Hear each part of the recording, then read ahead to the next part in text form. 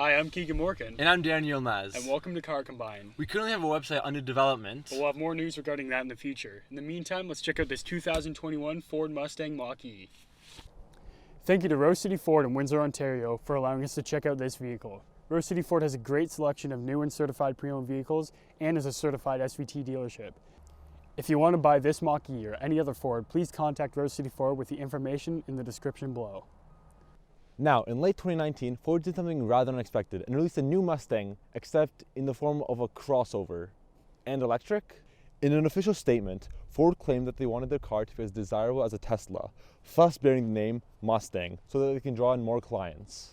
There's a few upcoming trim models for the Mustang Mach-E, including the Select, the Premium, the California Route 1, and the upcoming GT. The base model Mach-E Select starts at just over $50,000 Canadian. It produces 266 horsepower with its 68 kilowatt-hour battery, giving an estimated 355 kilometers of range, and has both rear-wheel drive and all-wheel drive options. Then, there's the Mach-E Premium. The Premium will have 290 horsepower and start at around $58,000 Canadian. With the 65 kilowatt-hour battery, the car is estimated to have 355 kilometers of range, but has an option for extended range. This car is also offered in rear-wheel drive or all-wheel drive. The California Route 1 has 290 horsepower and starts around $63,000 Canadian. It has an upgraded 88 kilowatt-hour battery, and the car has an estimated range of around 475 kilometers. It's offered in rear-wheel drive only. Finally, the upcoming Mach-E GT will set to have around 480 horsepower and will start at around $77,000 Canadian. It has a targeted range of around 400 kilometers and will be offered in all-wheel drive. Let's talk about the outside of the car. The Mach-E is actually a lot smaller than what people would expect, because they don't know that it's a crossover SUV. We think Ford did an amazing job with the design of the car. Its sleek design is ideal for increasing the range on the car, and we love how Ford minimized the side profile by adding the black side skirts. As you can see, the key on the Ford Mustang Mach-E is very minimal. There's not many controls. This is because Ford expects customers to use their Ford Vehicle app. With this app, you can connect your car and unlock, lock, start, roll the windows up or down, and control the trunk, all from your phone. So, as you can see, on this car, there are no door handles. Instead, there are buttons on each side of the door which pop open a couple inches when pressed. On the front two doors, there are handles that you can pull on, while on the back, you simply reach inside and pull the door open. So taking a look inside the car, you'll notice there's no buttons. It's almost all screens, so let's go over what each one does. The screen above your steering wheel is where your gauge cluster is supposed to be, except there's no gauges. The Mach-E's top screen shows your speed, range, and your gear. The car's different drive modes will change the way the screen looks, but we'll get more into that later. The small screen mounted on the steering column is actually a camera which monitors your driving. Later this year, Ford is planning to roll out its autonomous driving features, which the Mach-E will support. This camera system allows the car to monitor your driving in the autonomous mode, allowing you to take your hands completely off the wheel if you're paying attention to the road. Now, let's get into the center screen. One of the first things you'll notice about this 15.5-inch display is the volume control. On many new cars, including Teslas and Hondas, the volume is controlled by a slider within the user interface system itself. Ford knew that this was a big complaint from the customers of these cars, and rather than having a slider, they added a big volume control knob in the display for easier use for the customers.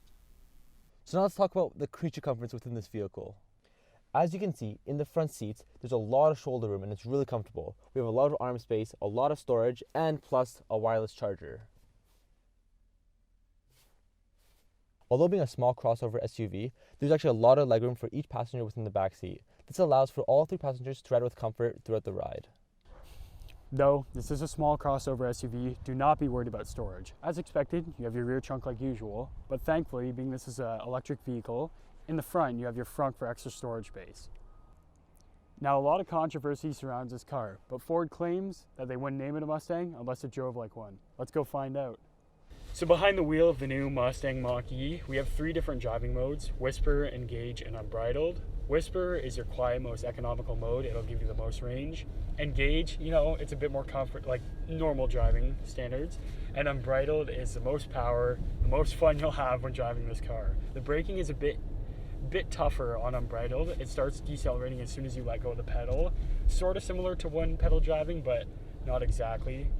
With each driving mode, though, you get a different screen on the center console, or above the steering column. So it only changes when you're driving. So right now we're in Whisper, and there's nothing going on with the screen now, but if we switch to unbridled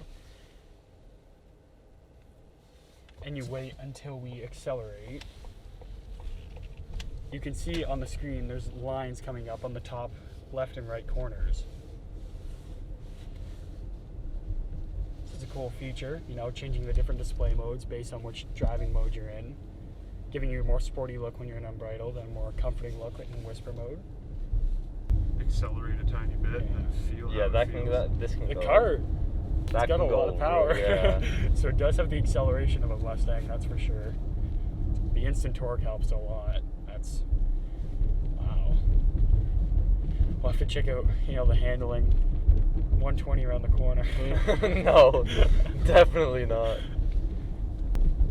Wow. The acceleration, obviously, again, it's a lot different for each mode. Yeah. Again, yeah, whisper, the quietest mode. Engage is like it's the like quietest and most comforting mode. exactly. Engage, you know, you get a little bit more power. It gives you a little bit more torque. And then unbridled. You And can also get with the full- whisper, you have the most range, right? Yeah, exactly. Yeah. So the actual handling around the corners of this car is pretty impressive, being it's a crossover SUV. Because the low center of gravity with the batteries being at the bottom of the car, it really gives you tight handling, just like Ford said you would. It handles, you know, in a different way, very similar to a Mustang, which is what they were going for, which I'm pretty impressed with. So being this car has a Mustang name, there's an option in the center console called propulsion sound. And when you actually accelerate, it kind of gives you the feedback and rumble of a V8, which is obviously fabricated, of course, because it's an electric car. But I feel like that's kind of a cool feature to kind of give back to the Mustang name. So Nick, driving around in the new Ford Mustang Mach-E, what do you think about the drive so far? So far so good. One thing to note, I guess, would be the height in the back seat for me. Like, I'm a pretty tall guy. I'm 6'4", and I got quite a bit of headroom back here, which you know, in many SUVs I don't have. So that's definitely nice. The ride is smooth. I do agree. The turns have felt really nice and tight and secure. So all around, thumbs up. Agreed. Definitely agreed. You know, really, I'm not, you know, again, the biggest electric car guy personally, but I can't really hate on the driving experience of this car. It's The super drive has been smooth. really smooth and really Yeah. comfortable, for sure. And the car, you know, performance-wise, it has the acceleration, it has the handling. It really can drive like a Mustang if you wanted to. So Ford did what they say they were going to do. yeah, they really did keep it to the Mustang name, which I'm impressed about, or impressed by. So another cool feature, which I personally am not a fan of, but you have the option to do it, is one pedal drive. So, so if you turn that on, you actually don't touch the brakes. You only hold the gas pedal. When you let go, it starts braking for you. It's definitely different, right? You got to imagine your whole life. Not that you've been driving for that long at all. But, you know, for most people's whole lives, they've been used to driving one way, right? Which is you let off the gas and the car kind of rolls, right? You slowly touch the brake and it slows down. Yeah, exactly. Whereas this being a little bit opposite that, you don't really have to worry that much about touching the brake. So Yeah, exactly. So now, off camera, unbridled, full accel. So there we have it, a review of the 2021 Ford Mustang Mach-E. Thanks again to Rose City Ford for allowing us to review this vehicle today. Like, subscribe, leave a comment of what you want to see next, and thanks again for watching.